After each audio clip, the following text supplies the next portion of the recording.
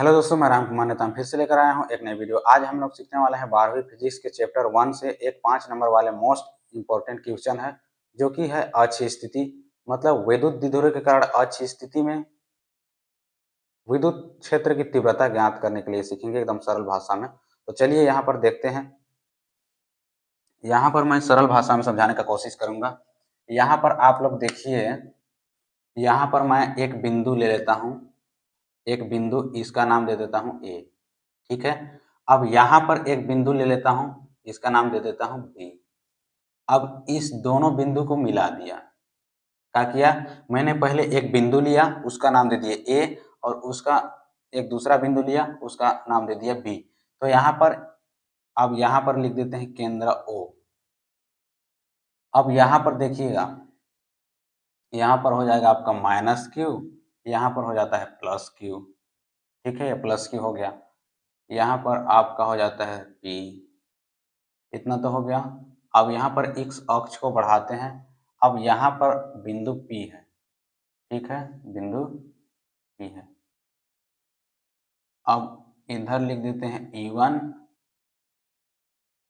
और इधर लिख देते हैं E2। लिख दिए E2। ठीक, इधर लिख दिए E1 और इधर लिख दिए E2। अब यहाँ पर ध्यान दीजिएगा, ए और ओ के बीच की दूरी L है। क्या है? ए और ओ के बीच की दूरी L है, और यहाँ पर O और B के बीच की दूरी L है। तो दोनों को मिला करके यहाँ A से लेके बिंदु B तक, कहाँ से? A से लेके बिंदु B तक की दूरी आपका हो जाएगा 2L। कैसे हुआ? तो यहाँ पर ध्यान से देखिए, बिंदु A से O के बीच की दूरी L है और O से B के बीच की दूरी L है। तो दोनों को मिला करके A और B के बीच की दूरी 2L हो गया। ठीक है, यहाँ पर 2L हो गया। अब यहाँ पर ध्यान दीजिएगा कि O से बिंदु P की दूरी, यहाँ से लेके यहाँ तक की दूरी, O से लेके बिंदु P तक की दूरी, कहाँ से? यहाँ से लेकर के यहाँ तक की दूरी R है। क्या है? R है। अब यहाँ पर देखिए कि बिंदु ए बी एक विद्युत द्विध्रुव है, या ए बी एक विद्युत द्विध्रुव है जो प्लस क्यू और माइनस क्यू आवेश से मिलकर बना है, जिसके बीच की दूरी 2L है। ठीक है, यहाँ पर आपको लिखना पड़ेगा, मैं वो लिख नहीं रहा हूँ, यहाँ पर समझा दे रहा हूँ। क्या है कि ए बी एक विद्युत द्विध्रुव है, विद्युत द्विध्रुव है। ए बी एक विद्युत द्विध्रुव है जो प्लस क्यू और माइनस क्यू आवेश से मिलकर बना है, जिसके बीच की दूरी 2L है। ठीक, अब विद्युत द्विध्रुव के केंद्र O से R दूरी पर एक बिंदु P है, जिस पर हमें विद्युत क्षेत्र की तीव्रता ज्ञात करना है। ठीक है, क्या है? बिंदु O से, विद्युत द्विध्रुव के बिंदु O से R दूरी पर एक बिंदु P है, जिस पर हमें विद्युत क्षेत्र की तीव्रता ज्ञात करना है। तो चलिए यहाँ पर ध्यान से देखते हैं। यदि बिंदु B पर स्थित प्लस क्यू आवेश के कारण, यदि बिंदु B पर स्थित प्लस क्यू आवेश के कारण विद्युत क्षेत्र की तीव्रता बिंदु P पर, यदि बिंदु B पर स्थित प्लस क्यू आवेश के कारण बिंदु P पर विद्युत क्षेत्र की तीव्रता मान लेते हैं E1 है। E1 तब क्या हो जाएगा? बराबर 1/4πε0 Q बटे, अब यहां पर देखिए B और P की दूरी हमको ज्ञात करना है, तो यहां पर लिख देंगे B, ठीक है, और P, BP के स्क्वायर। अब बराबर इसका क्या हो जाएगा? ये 1/4πε0 तो रहेगा, यहाँ पर 1/4πε0, यहाँ पर Q, और यहाँ पर देखिएगा बिंदु BP की दूरी, यहाँ बिंदु O से बिंदु P की बीच की दूरी R है। ठीक है, R है, और हमको ज्ञात करना है BP। तो यहाँ पर लिखना, यहाँ पर यदि R माइनस L करेंगे तभी तो यहाँ इतना का मतलब पूरा यहाँ तक बिंदु O से P तक की दूरी R है, लेकिन हमको निकालना कहाँ है? बिंदु B से P तक की दूरी निकालना है। तो यहाँ पर लिखेंगे R माइनस L। ठीक है। यहाँ पर आर माइनस एल कोष्टक बंद, यहाँ पर स्क्वायर, ठीक है। ये हो जाता है आपका समीकरण 1। ये समीकरण एक हो गया। अब इसी प्रकार देखिए यहाँ पर बिंदु ए पर स्थित -q आवेश के कारण बिंदु P पर विद्युत क्षेत्र की तीव्रता E2 हो तो, ठीक है, क्या है E2।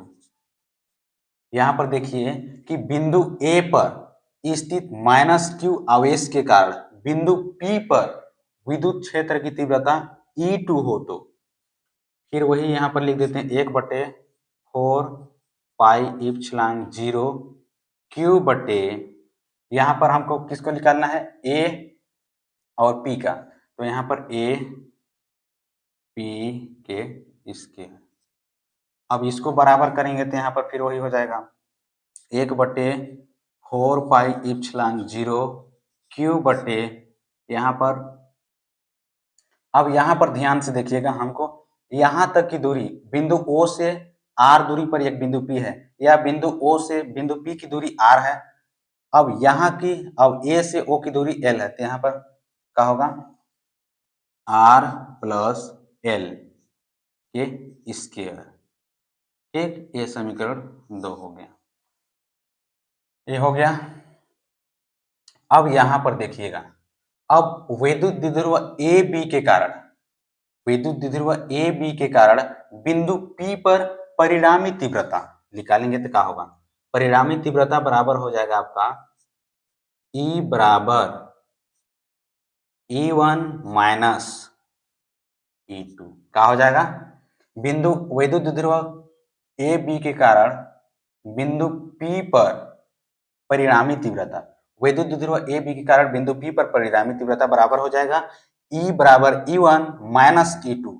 अब यहाँ पर देखिए E1 बराबर हमने कहा निकाला है, ये देखिए 1/4 पाई इप्सिलॉन 0 Q बटे R माइनस L के स्क्वायर। अब E2 बराबर का निकाला है 1/4 पाई इप्सिलॉन 0 Q बटे R प्लस L के स्क्वायर, ठीक है। तो यहाँ पर बराबर करके हम लोग मान रख देते हैं। अब यहाँ पर E1 का मान हमारा क्या है, 1/4 पाई इप्सिलॉन 0 Q बटे R माइनस L के स्क्वायर। अब यहाँ पर क्या है, माइनस है, तो यहाँ पर लिख देते हैं माइनस। अब E2 का मान क्या है, 1/4 पाई इप्सिलॉन 0 Q बटे R प्लस L के स्क्वायर, ये हो गया। यहाँ पर तो ये मान रखा गया हमारा। अब यहाँ पर देखिएगा कि ये जो कॉमन है, यहाँ पर भी Q है और यहाँ पर भी Q है, यहाँ पर भी 4 पाई इप्सिलॉन 0 है और यहाँ पर भी 4 पाई इप्सिलॉन 0 है। तो इनको जो कॉमन होता है उसको ब्रैकेट के बाहर कर दिया जाता है, बाहर निकाल जाता है। तो चलिए इसको बाहर निकाल देते हैं, ठीक है। तो यहाँ पर बराबर करके यहाँ पर निकालेंगे तो क्या हो जाएगा, Q निकल जाएगा और 4 पाई इप्सिलॉन 0, तो यहाँ पर बड़ा ब्रैकेट लेंगे तो यहाँ पर बचेगा का कुछ नहीं है, मतलब एक बचता है, तो यहाँ पर एक हो जाएगा। यहाँ पर R माइनस L के स्क्वायर, फिर यहाँ पर माइनस, अब यहाँ पर भी Q निकल गया तो यहाँ पर कुछ नहीं है, मतलब एक। अब यहाँ पर देखिए R प्लस L के स्क्वायर, फिर कोष्टक बंद कर देंगे, ठीक है। यहाँ पर हो गया। अब इतना करने के बाद इनको जो है तिर्यक गुणा करना पड़ेगा, तिर्यक गुणा करेंगे तो क्या हो जाएगा, तिर्यक गुणा करेंगे तो यहाँ पर देखिए, चलिए मैं इधर बताता हूँ, ठीक है।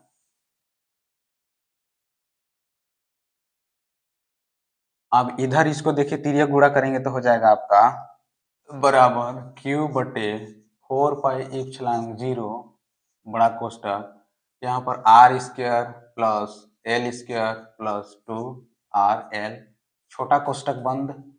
अब यहाँ पर हो जाएगा R square plus L square minus 2RL, फिर यहाँ पर छोटा कोष्टक बंद, यहाँ पर बट्टी में हो जाएगा। यहाँ पर ये देखिए यहाँ पर लिखा है R माइनस L के होल स्क्वायर और R प्लस L के होल स्क्वायर बराबर हो जाएगा, यहाँ पर प्लस माइनस माइनस हो जाएगा, R square minus L square के होल स्क्वायर, ये हो गया। इसको बड़ा कोष्टक में बंद कर देंगे। अब यहाँ पर जो काटने वाला है, यहाँ पर आर स्क्वायर से आर स्क्वायर, एल स्क्वायर से एल स्क्वायर कट गया।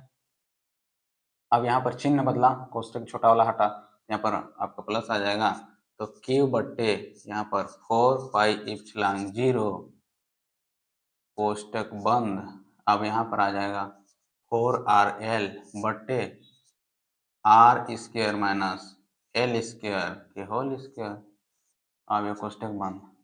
अब यहाँ पर देखिएगा,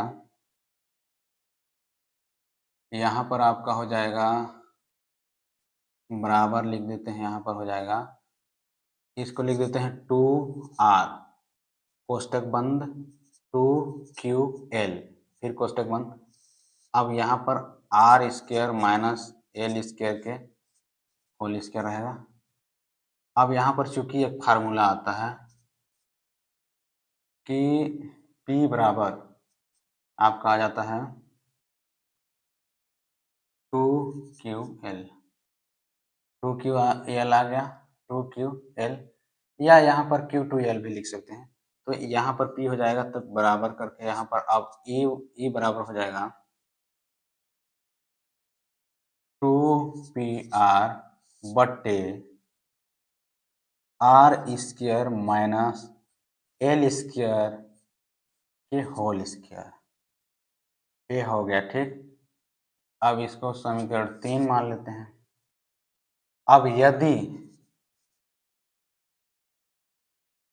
यदि R का मान से L का मान एकदम छोटा हो, मतलब L खत्म ही हो गया, तब यहाँ पर क्या हो जाएगा, यहाँ पर देखिए E बराबर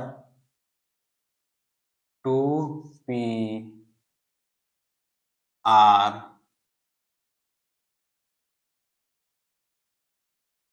2PR हो जाएगा यहाँ पर। अब नीचे ये वाला खत्म हो गया, तो यहाँ पर एल स्क्वायर खत्म हो गया, तो आर स्क्वायर आर स्क्वायर की स्क्वायर होगा, तो यहाँ पर आर स्क्वायर स्क्वायर जुड़ जाएगा 4। अब यहाँ पर ए आर स्क्वायर और एक ठो आर यहाँ पर कटेगा, तो यहाँ पर आपका बराबर आ जाएगा ई बराबर 2p बटे आर क्यू। ठीक है,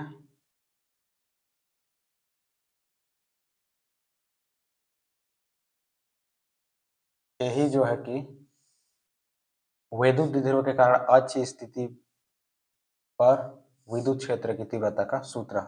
ठीक है, तो आई होप, मैं आशा करता हूँ, मैं जो है कि फर्स्ट बार पढ़ा रहा हूँ तो अच्छा से नहीं पढ़ाया हूँ, जो है कि अच्छी तरह से समझ में, ये फर्स्ट बार है तो अच्छी तरह से नहीं समझाने पा रहा हूँ। अगली बार अच्छी तरह से समझाऊंगा। यदि आप लोगों को समझ नहीं आया तो कमेंट कीजिएगा।